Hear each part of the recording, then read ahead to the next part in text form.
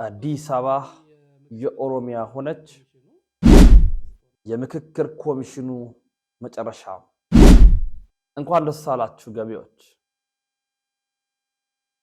ቤተሰቦቻችን እንዴት አላችሁ? እንዴት ቆያችሁ? እንዴት ሰነበታችሁ? መረጃው ለመላው ዓለም እንዲዳረስ ላይክ ማድረግ ሼር ማድረግ እንዳይዘነጋ እንላለን። በቀጥታ እንግዲህ ወደ ቪዲዮቻችን ነው የምናመራው። የምንመለከተው ጉዳይ የመጀመሪያ የሚሆነው የአስቴር በዳኔን እንግዲህ ዩቲዩብ ከፍታ ዩቲዩብ አልታየላት ሲል እና ደግሞ ያሰበችው ነገር እየሰመረላት እንደሆነ ስታውቅ ኢትዮጵያ ቤተክርስቲያንን የሆነ ብሔር ብላ አማራን በመፈረጅ በመናገር ከፊት ለፊት የታየች ሴት ሆናለች። ጊዜ እንዲህ ነው። እናንተ ላይክ አታደርጉም፣ ሼር አታደርጉም፣ መረጃውን አታዳርሱም። ሁሌ መለመን እናንተን መሰልች ይሰለቻል፣ ይደክማል። እንደነዚህ አይነት ሰዎች ብሔርን፣ ሃይማኖትን፣ ተቋምን በእብሪተኝነት ማን ምን ያመጣል በሚል ስሜት ይሳደባል። ተቃውመን ቪዲዮ ስንሰራ እንዲዳረስ እናንተን ደግሞ መተን ደጅ እንጠራለን። ኦርቶዶክስ ናችሁ ግለሰብ ሼር አድርጉ ሲባሉ ስትባሉ ላይክ አድርጉ ስትባሉ አትተባበሩ። ቢያንስ 1000 ላይኮች ይኑሩት። ሼር አድርጉ አካችሁ። አስቴር በዳኔ የተባለችቷ ሴት ጽዩፍ የሆነ ንግግር፣ አሳዛኝ የሆነ ንግግር ስታቀርብ ሰማ። አሁን ትልልቅ ጦርነቶችን ያስነሳው ነገር አሁን ጦር የሚያማዝዘን ብዙ ትውልድ የበላብን ጉዳይ ምን እንደሆነ ልንገርህ። የሆነ ብሔረሰብና የሆነ ሃይማኖት የሀገር ባለቤት ነኝ ብሎ ተቀምጧል። እና ድሮ ፌደራሊስቶች ሲሉት በዚህ ልክ እንደዚህ ሽታው የሚሰነፍግ አይመስለኝም ነበር። በዚህ ልክ አይመስለኝም ነበር። ግን ለካ መሬት ላይ ያለው ሀቅ ይሄ ነው። እና አሁን ሲገባኝ ሁሉም ሰው የዘራውን ነው እያጨደ ያለው። ቶለሬት የማያደርግ ትውልድ ተነስቶ እየተበቀላቸው ነው ብዬ ነው በቃ የደመደምኩት። እንግዲህ ምን እንላለን? ጥላቻዋ ፊቷ ላይ ያለው ጥላቻ ያስፈራል። በክርስቶስ አምኛለሁ፣ በኢየሱስ አምኛለሁ፣ በምናምን አምኛለሁ የምትል ግን ቤተክርስቲያን ጠላት፣ የሀገር ጠላት፣ የኦርቶዶክሳዊት ተዋሕዶ ቤተክርስቲያናችን ጠላት ፊቷ ይናገራል፣ ፊቷ ላይ ይነበባል።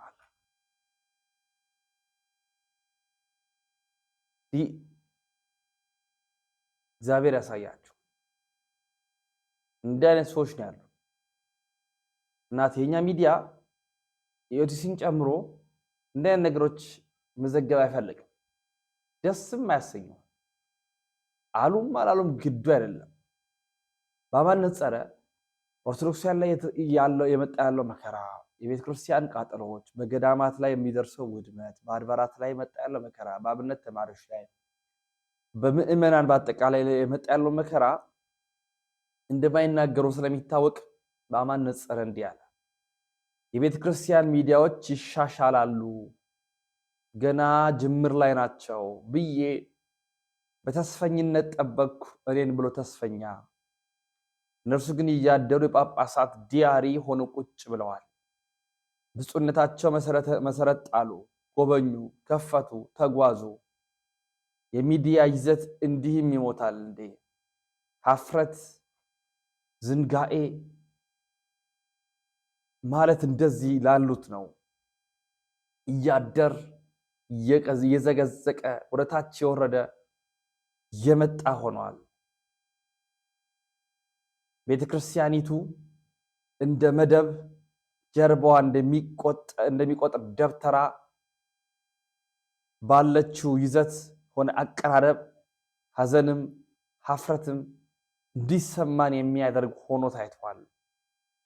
የላይ መዋቅሩ የዕለት ተዕለት ውሎና ስራው በሙሉ እያንዳንዱ ሁነት በጳጳሳትና በሚመረቀው ጉዳይ ላይ ሆኗል። ሞት ቤተክርስቲያናችን ላይ ያለው ነገር በሙሉ ግን ጥያቄ አልባ እለት እለት የሚጨምር ሆኗል በማለት በአማን ገለጸው። መነኮሳት ተገድለው ገዳም በመሰረት ተደብድቦ ዘገባው ስለ ጳጳስ ነው። እከሌ ከባድ አቀባበል የተደረገላቸው ሪባን ቆረጡ፣ ህንፃ መረቁ፣ ሐዋርያዊ ጉዞ አደረጉ። በነገራችን ላይ ሐዋርያዊ ጉዞ ምንድነው? መልሱን እስካሁን እንኳን አናውቀውም። የሚሞቱት መነኮሳት ኢትዮጵያ ኦርቶዶክስን የሚወክሉ እስከማይመስለን ድረስ ዘገባዎቻችን ሁሉ ጳጳሳትና ጳጳሳት ሆነዋል። እንዲህ አይነት ጽዩፍ ንግግር የሚናገሩትን ግን በአደባባይ የተመለከትናቸዋለን። ወደ ቀጣይ መረጃችን ስናመራ 1.5 ትሪሊየን ብር ታክስ ሊጣልብን ነው።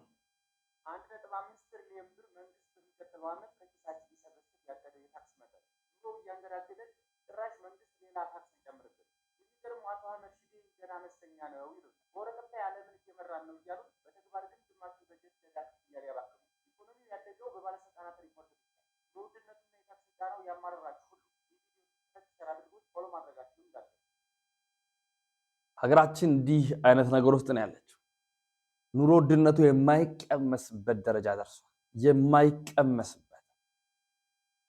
በቅርቡ የሚጨምሩ ነገሮች በኢትዮጵያ በቅርቡ ዋጋ የሚጨምሩ ነገሮች መለየታቸው ተነገረ። መንግስት ከአይኤምኤፍ የ5 ቢሊዮን ዶላር ብድር ለማግኘት ሲል ትልቅ የታክስ ማሻሻያዎችን በቅርቡ ሊያደርግም ስለመሆኑ ተነግረዋል።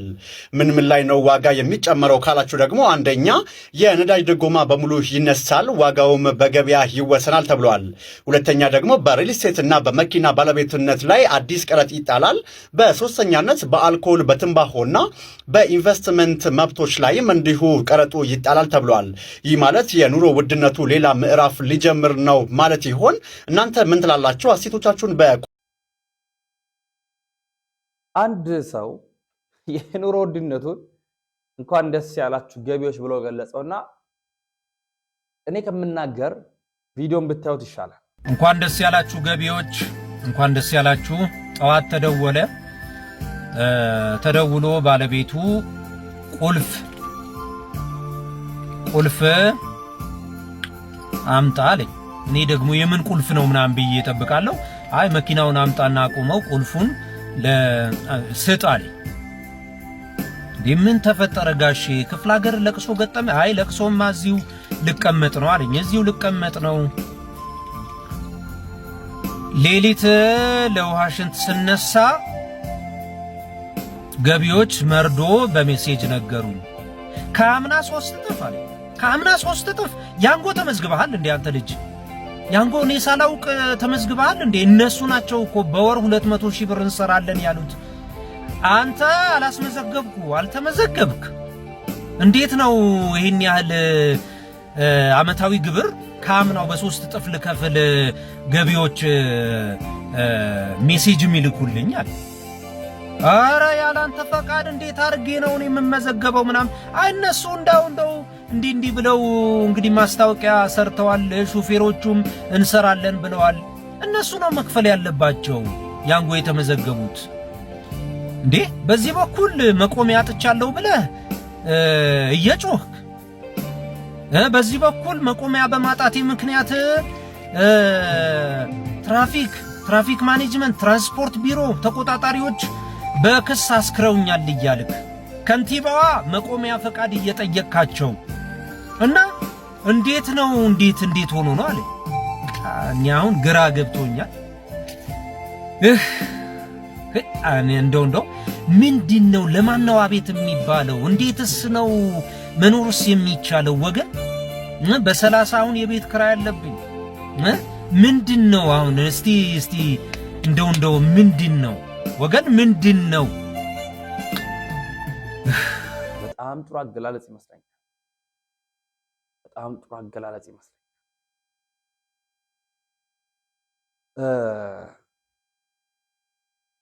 ወደ ቀጣዩ መረጃችን ላምራ።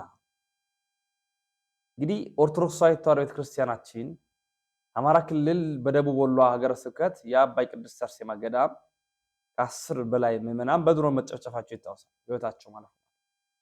ልመልስ እንግዲህ የቀናት ጉዳይ ስለሆነ አትሰሙም ግን እንናገራለን።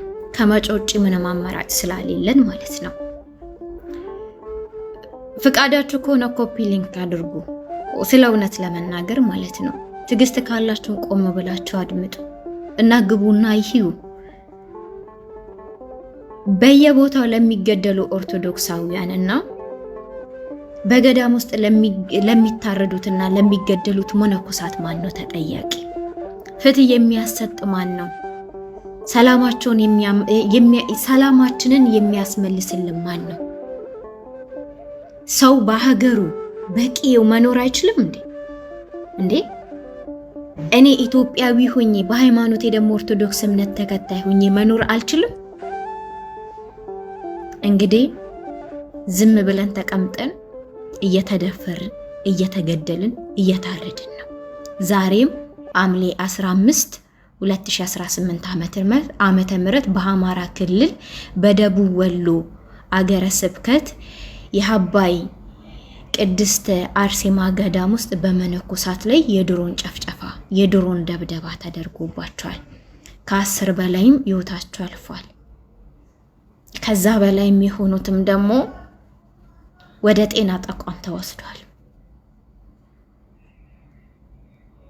ያልሞቱት ጉዳት የደረሰባቸው ማለት ነው። ማን ይሁን ፈራጁ? ማን ይሁን ድምጽ የሚሆናቸው? ግን እሺ እስከ መቼ እንደው እግዚአብሔርን እስከ መቼ አላችሁ? እዚህ ቲክቶክ ላይ ማለት ነው ባለማተብ ይሁን ሻንቺ ባንዳ፣ አንተ ባንዳ፣ የቲክቶክ ቀምጠኛ፣ የቲክቶክ ኮዳደር ይሆናችሁ እዚህ ማተባችሁን ሽጣችሁ የውሸት ማተባ አንግታችሁ በቲክቶክ የምትተዳደሩ ስለሚሞቱት ኦርቶዶክሳውያን ግድ የማይሰጣችሁ ጠብቁ። ሁላችንም ያለ መገደላችን፣ ሁላችን ያለ መታረዳችን የጊዜና የቦታና የሰዓት ጉዳይ ነው። ማናችንም አይቀርልንም። ፍትህ እንዴት እንጠይቅ? ከማን ወደ ማን መንጫው? ለማንስ ነው የምንናገረው? ነገሩ ተገልብጧል። አዲስ አበባ የማን ናት ሆኗል አሁን አጀንዳ። ከፍትህ ጥያቄ አልፎ ማለት ነው። አዲስ አበባ የኦሮሚያ አካል እንድትሆን አማራጭ ቀረበ። ሀገራዊ የምክክር ጉባኤ 7ኛ ቀኑን በያዘበት በዛሬው ዕለት ጠንካራ አጀንዳዎችም ተነስተዋል። ኮሚሽኑ ለተመካካሪዎች ባቀረበው ሰነድ ላይ 4 ከባባድ አማራጮችም ተቀምጠዋል። እነዚህም አዲስ አበባ ሲቲ ስቴት ወይንም ራስ ገዝ እንድትሆን የሚል፣ የፌዴራል መንግስት አካል ሆና እንድትቀጥል የሚል፣ ራሷን የቻለች ክልል እንድትሆን፣ የኦሮሚያ ክልል አካል እንድትሆን የሚሉት ይገኛሉ። በተለይ አዲስ አበባ የኦሮሚያ አካል ትሁን የሚለው ሐሳብ በማህበራዊ ሚዲያ ላይ ትልቅ መነጋገሪያም ሆኗል። ከዚህም በተጨማሪ የከተማዋ የሥራ ቋንቋ፣ የቦታዎች ስያሜና የፖሊስ አደረጃጀት እንዲቀየር ጭምር በንዑስ አጀንዳነትም ቀርበዋል። ጥያቄው ግን አዲስ አበባን የትኛው አማራጭ ይበጃታል የሚለው ነው። ሐሳቡን አሁኑኑ በኮመንት ላይ ያጋሩ። ለሌሎች እንዲደርስም ሼርና ላይክ ማድረጋችሁን እንዳዘነጉ። አሁን እዚህ ላይ ተደርሷል። አዲስ አበባ እስከዛሬ ሁሉ ዓመት ኖረን ዛሬ አዲስ አበባ የማን ናት የሚል አጀንዳ ነው።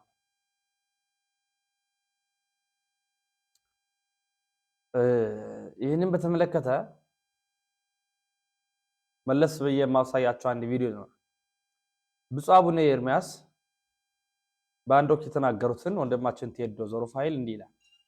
የህወሓት ወታደር ስንት ወታደር ቤተክርስቲያን ውስጥ አስገብተን እንደምናሳክም መረጃው አለ።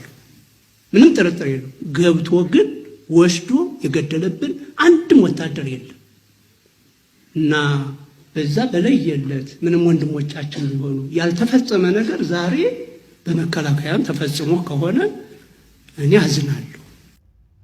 ብፁዕ አባታችን በረከታቸው ትድረሰንና እንግዲህ መጨረሻዋን ሸፈንፈን አደረጓት እንጂ እውነቱን ፍርጥ አድርገውታል። ያው ይገባኛል ለምን ሸፈንፈን እንደምትል፣ ነገር ግን እውነቱ ደግሞ መታወቅ መቻል አለበት። ኢትዮጵያ ውስጥ ድሮን የሚጠቀም አካል ያለው አንድና አንድ መንግስት ብቻ ነው። ያለ ከልካይ ይህንን መሳሪያ በመጠቀም አብያተ ክርስቲያናትንና ገዳማትን ማጨስ ዛሬ የተጀመረ አይደለም። ከትግራዩ ጦርነት ጀምሮ በርካታ አብያተ ክርስቲያናት በእንደዚህ አይነት ጥቃት ሰለባ ሆነዋል። ትላንትናም ደግሞ እንደምትመለከቱት በደቡብ ወሎ በቅድስት አርሴማ ገዳም ላይ ተመሳሳይ አይነት ነገር ተፈጽሟል። በደቡብም አካባቢ ዋይታዎች እየሰማን ነው። ኦርቶዶክሳውያን እየተገደሉ ነው። አርሲ ላይ የቆመም ነገር የለም። በአጠቃላይ ግን አሁን ለማለት የፈለግኩት እንደሚጨንቃችሁ እንደሚጠባችሁ እንደው ምን ይዋጠን እንደምትሉ አውቃለሁ። ነገር ግን ጉዳያችን የየዕለት ተዕለት ትንፋሻችን ሃይማኖታችን ከሆነች እናሸንፋለን። የምንጠብቀው ቤተ ክህነት የምንጠብቀው ሚዲያ የለን። ሁሉም ነገር ከዜና ነጋሪነት ወጥቶ በእጃችን ቁጥጥር ስር መሆን መቻል አለበት። ዜና መናገር ወይም ደግሞ የሶስት ቀን ድምፅ ከ3 ቀን በኋላ ወደ ጃኒና ጂኒ ለሚሮጥበት ነፍስያ ዝም ብለን የምንጎሳቆልና ራሳችንን የምናደክም ከሆነ ለውጥ አይመጣም። የሚገርማችሁ ዜና ነጋሪነት በየሁኔታው ለሚኖሩ ሞቶች ማስታወቂያ ነጋሪነት ነው፣ ለገዳይም ሪኮግኒሽን መስጠትም። እጃችን ላይ ያለውን ነገር እንፈጽመው። ያ ማለት እጃችን ላይ ጎረቤት አለ፣ ቤተሰብ አለ፣ ጓደኛ አለ፣ የትምህርት ቤት የተለያዩ ግሩፖች አሉ፣ የሥራ ቦታ ግሩፖች አሉ። እዚህ ውስጥ ኦርቶዶክስ ተዋሕዶ ቤተክርስቲያንና ማህተብህ ጉዳይ ይሁን። ያኔ ተሻገረዋል። እመኔ በዚህ በቅዱስ ሲኖዶስ ውሳኔ ላይ የነበረውን ሐሳብ ላቅርብላችሁ። የቅዱስ ሲኖዶስ ውሳኔ ዛሬ ሐምሌ 14 ሰበር ዜና አለ። በቅዱስ ሲኖዶስ ውሳኔ መሰረት የአዲስ አበባ ጠቅላይ ቤተ ክህነት በአዲስ አበባ ሀገረ ስብከት ስር የተነሱ ሰራተኞችን አዲስ ምደባን አድርጓል። ምደባውም እንደሚከተለው ዝርዝሩ ይቀርባል። ከአዲስ አበባ ሀገረ ስብከት ጸሐፊነት ማሙዬ ተነስተው ወደ ጠቅላይ ቤተ ክህነት እቅድና ልማት መምሪያ ሰራተኝነት ተመድበዋል። ሊቀ ሕሩያን አስናቀ ሸዋዬ ከሀገረ ስብከቱ ሂሳብና በጀት ክፍል ተነስተው ወደ ቁጥጥር መምሪያ ተመድበዋል።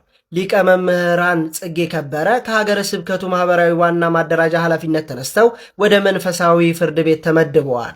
ሊቀ ሕሩያን ባዩ ከሀገረ ስብከቱ የሰው ኃይል ክፍል ተነስተው ወደ ሰዋሰው ብርሃን ቅዱስ ጳውሎስ ተመድበዋል። መላከ ብርሃን ሩፋኤል የማነህ ከቦሌ ክፍለ ከተማ ስራ አስኪያጅ ተነስተው ወደ ሰዋሰው ብርሃን ቅዱስ ጳውሎስ ተመድበዋል።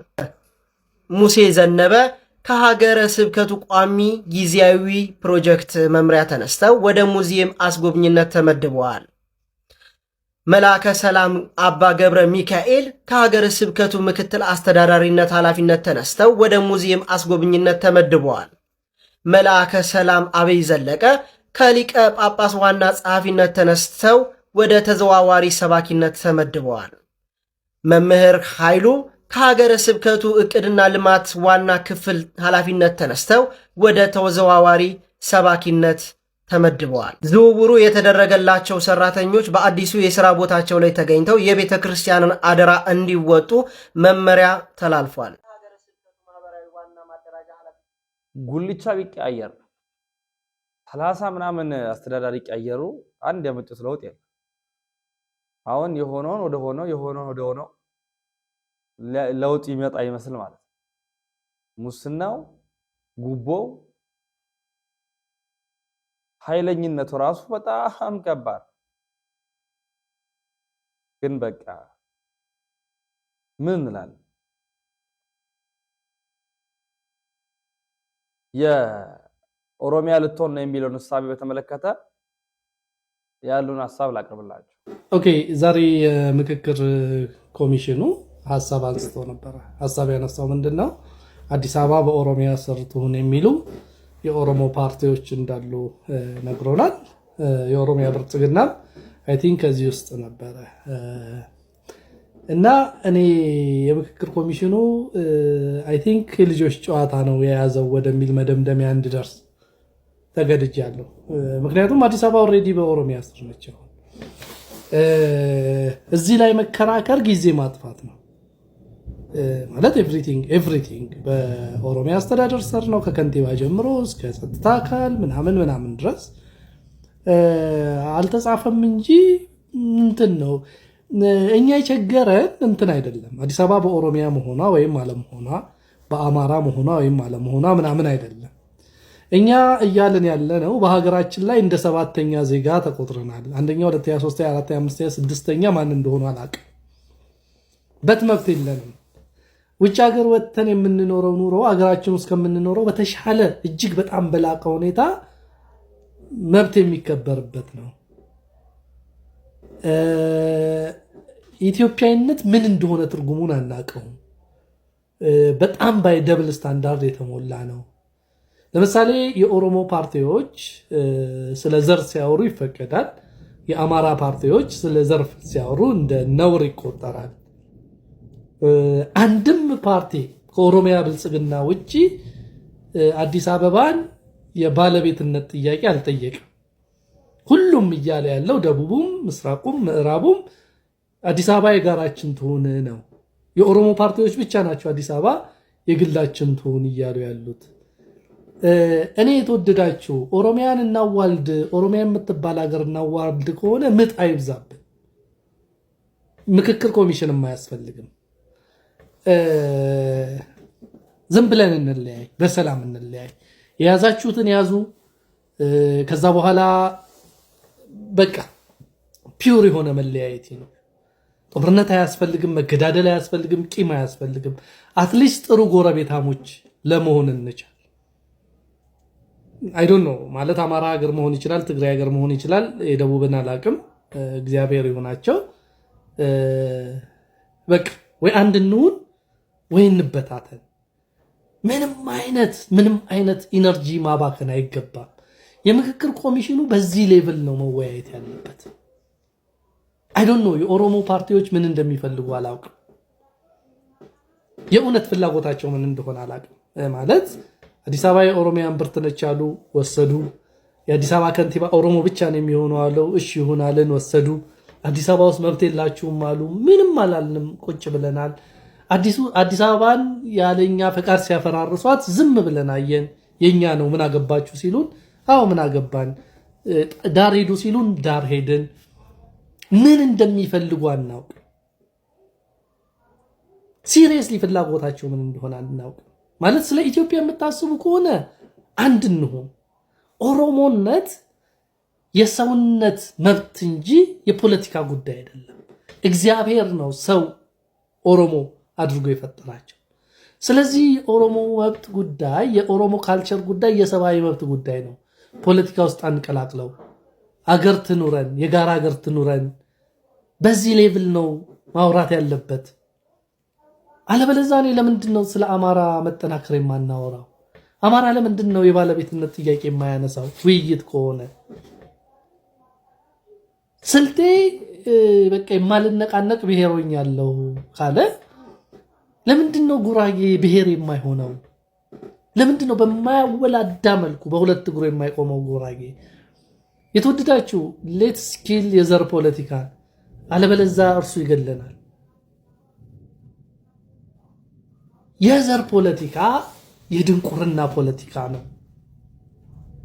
የዘር ፖለቲካ ከኢትዮጵያ አልፎ የአፍሪካን መብት አሳልፈን የምንሰጥበት የአየርላንድ፣ የአርጀንቲና፣ የጣሊያንና የግብፅ ፖለቲካ ነው። የዘር ፖለቲካ ከኛ አልፎ አፍሪካን ይጎዳል። ኢትዮጵያ ማዘርላንድ ልትሆን አትችልም አለን። ክቡራን ወንድሞች፣ የተቸገርነው እኛ ዜጋ መሆን አልቻለም። ሰብአዊ መብታችን ሊከበር አልቻለም። አገራችን ላይ ባይተዋርነን ከኢትዮጵያ ወጥተን የተሻለ መብት ተከብሮልን እንኖራለን የሚል ሐሳብ ነው ያነሳነው።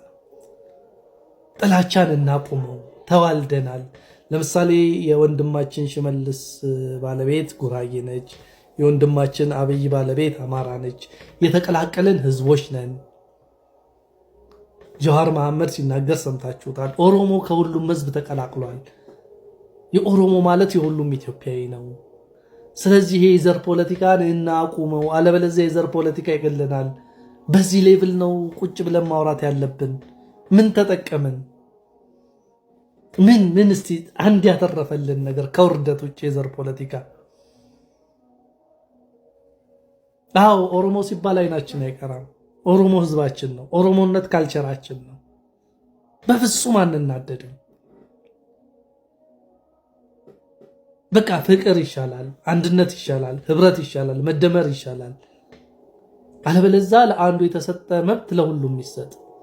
አማራነት ይለምልም፣ ጉራጌነት ይለምልም፣ ሀዲያነት ይለምልም፣ ምናምን ይለምልም። 30 ነገር ሲለመለምባት እቺ ሀገር መያዝ አትችልም። ትፈነዳና እግዚአብሔር በታሪክ የሰጠንን አደራ ሳንወጣ ተዋርደን እንቀራለን። that is my point። እና የኦሮሞ ፖለቲከኞች ፍላጎታቸው ምን እንደሆነ ሁሉ ጊዜ አይገባኝም።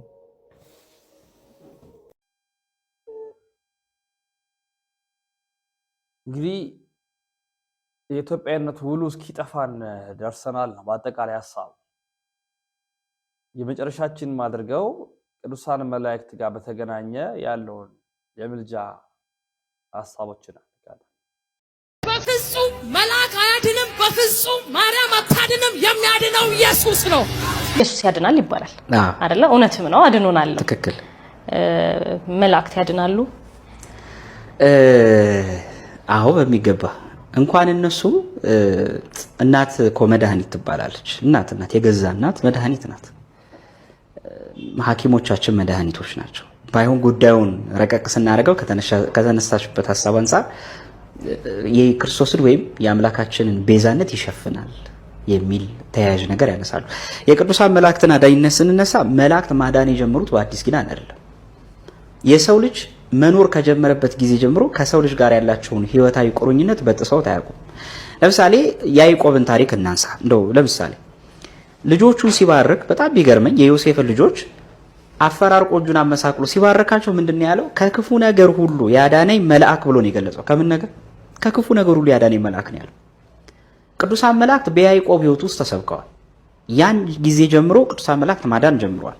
ቅዱሳን መላእክት በብሉይ ኪዳን የሰው ልጅ መኖር ከጀመረበት ጊዜ ጀምሮ ከማዳን ወደ ኋላ ብሎ ያውቁ። ለምሳሌ ሎጥን እናንሳ። ሎጥ ከዛ የዲን እሳት እኮ የተረፈው እኮ መላእክት ናቸው ያዳኑት። መላእክቱ በሌሊት ምሽት ገብተው እንደውም ጭራሽ እቤት የገቡትን ሰዎች ጭምር አውጣ ብለው እስከ መደብደብ ቤቱን እስከ መደብደብ ድረስ ደርሰው ነበር። እና በኋላ መላእክቱ ናቸው አይናቸውን አሳውረው ቀስፏቸው እንዲወጡ ያደረጉት። እና ቅዱሳን መላእክት በሎጥ ህይወት ውስጥ ተሰብከዋል። ቅዱሳን መላእክት በያዕቆብ ህይወት ውስጥ ተሰብከዋል። ያዕቆብ ላባ ቤት ውስጥ 21 ዓመት ከተገዛ በኋላ ብድራቱ ስላልሰጠው ሸሽቶ ነበር እና በኋላ ያዕቆብን ሲያሳድደው ከመንገድ ላይ ጠብቆ ላባን አስጠንቅቆ ያዕቆብን እንዲተርፍ ያደረገው የእግዚአብሔር መልአክ ነበር። እንደውም ይህንኑ ራሱ ሙሴ ሲጽፍ ምን ይላል? ዘፍጥረት 31 ቁጥር 24 ላይ እግዚአብሔርም ወደ ሶርያዊ ሰው ወደ ላባ በሌሊት ሕልም መጥቶ ያዕቆብን ከክፉ ነገር ሁሉ ክፉ ነገር እንዳትናገር ተጠንቀቅ አለው ይላል። የእግዚአብሔር መልአክ ነው ከመንገድ ጠብቆ ክፉ ነገር እንዳታረጉ ላይ ያስጠነቀቀውና መላእክት ያድናሉ ወይ? በሚገባ ያድናሉ። ማዳናቸውን ግን በብሉይ ኪዳን ውስጥ በጣም ብዙ ቦታ ተጠቅሶ እናገኛለን። ለምሳሌ ዳንኤልን የአንበሶቹ አፍ ዘግቶ ያዳነው የእግዚአብሔር መልአክ ነው። ዳንኤልን የአንበሶቹን አፍ ዘግቶ ያዳነው እኮ መልአክ ነው። ከዋነኞቹ መላእክት አንዱ ቅዱስ ሚካኤል ሊረዳ የመጣ እኮ ነው ያለው።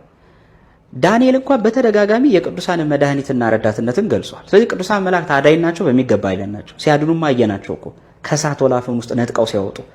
ሰለስቱ ደቂቅን ከዛ ከሚበላ እሳት ያዳናቸው እኮ ቅዱስ ገብርኤል።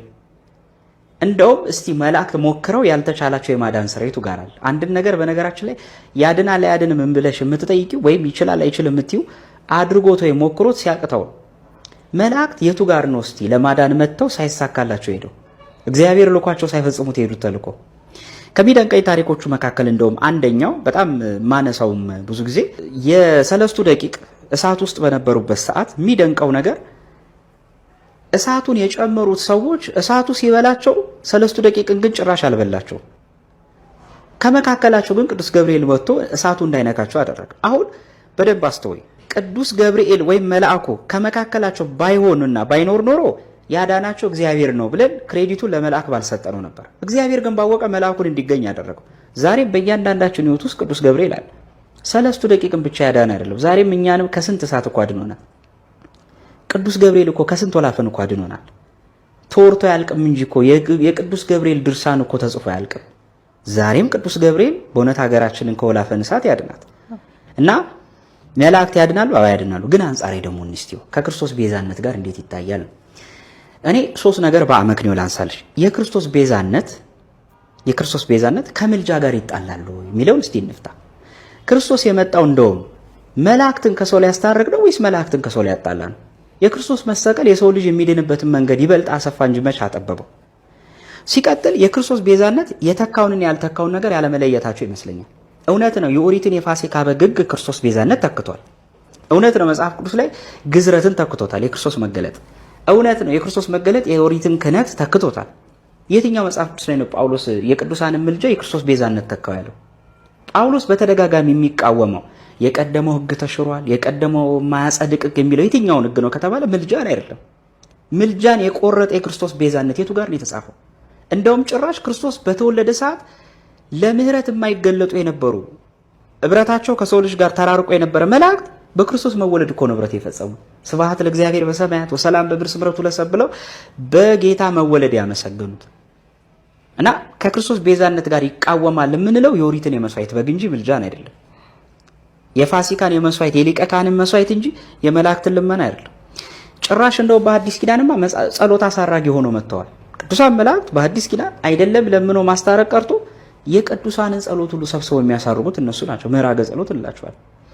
ራዕይ ዮሐንስ ምዕራፍ 8 ቁጥር 3 ላይ እንዲህ ይላል፣ ሌላኛው መልአክ መጣና የወርቅ ጠና ይዞ በመሰዊያ አጠገብ ቆመ። በዙፋኑ ፊት ባለው በወርቅ መሰዊያ ላይ ለቅዱሳን ሁሉ ጸሎት እንዲጨምረው ብዙ ዕጣን ተሰጠው። የዕጣኑም ጢስ ከቅዱሳን ጸሎት ጋር ከመላእክቶች በእግዚአብሔር ፊት ወጣ ይላል። እንግዲህ አስቢ፣ መላእክት ለቅዱሳን ጭምር ረዳኢ ናቸው። እንኳን ለኛ ታውቂያለሽ፣ በትንቢተ ዳንኤል ምዕራፍ 10 ላይ ለኔ ከቅዱስ ሚካኤል በቀር ለኔ እንደ ቅዱስ ሚካኤል የሚረዳኝ የለም እኮ ብሏል። መልአክ ነው የተናገረው። በነገራችን ላይ አስበሽዋል? አንድ መልአክን ይረዳኛል ሲለው ቅዱስ ሚካኤል አይደለም ለኛ ለመልአክ ረዳኢ ተብሏል። ይሄ ማለት ያ መልአክ አቀማቶ ለሰው ልጅ ላይ ማድረግ የሚችለውን ነገር አቀማቶ ሲሆን በመካከላቸው ያለውን ህብረታዊነት ያሳያል። እስቲ በመጽሐፍ ቅዱስ ውስጥ ግን አሁን ባልነው አረዳድ መላእክትን መድኃኒት ማለት የኢየሱስን መድኃኒትነት ይሸፍናል ወይ? አንድ ጥያቄ ልጠይቅሽ። የዓለም ብርሃን ማን ነው? ማህበሩን እንዳትይኝ አደራ። የዓለም ብርሃን ማን ነው? ኢየሱስ ክርስቶስ። በጣም ጥሩ፣ ክብር ይግባው ነው። እውነት ነው። ብርሃን ወደ ዓለም መጣ ወይም ብርሃን ለዓለም ተገለጠ ተብሎለታል። የማቴዎስ ወንጌል ምዕራፍ 5 ቁጥር 14 ላይ ግን እናንተ የዓለም ብርሃን ናችሁ ይላል። ይሄ ማለት አንቺ ከመለሽ መልስ ጋር ይጋጫል ማለት አይደለም። የክርስቶስ ብርሃንነት አማናዊ ብርሃንነት ነው። ከማንም ያላገኘው ነፍስን ከጨለማ ወደ ብርሃን የሚከት ብርሃን፣ የደከመችን ነፍስ የሚያበረታ ብርሃን፣ በመስቀል ላይ ተሰቅሎ ለዓለም ያበራ ብርሃን ነው። ይሄ ብርሃን ማንም አይተካከለው። ራሱ ጌታ ግን ሐዋርያትም ምን አላቸው? እናንተ የዓለም ብርሃን ናችሁ ብሎ ጠራቸው። ይሄ ማለት ይጋጫል ማለት አይደለም። መጥቋን እስኮ ብርሃን ተብሏል። እንደውም ዮሐንስ 5:35 ላይ የሚነድና የሚያበራ መብራት ነበረ ይሏል። አንድን ቃል ለክርስቶስ ሲጠቀምና ለቅዱሳን ቤተሰቦች ዛሬ የቪዲዮ መረጃዎች ማስረጃዎቻችን ይህን ይመስላሉ። በሌሎች መረጃዎች እንመለሳለን። እስከዚያ ድረስ ተሰናበትን። ሰናይ ቆይታ ይሁንላችሁ።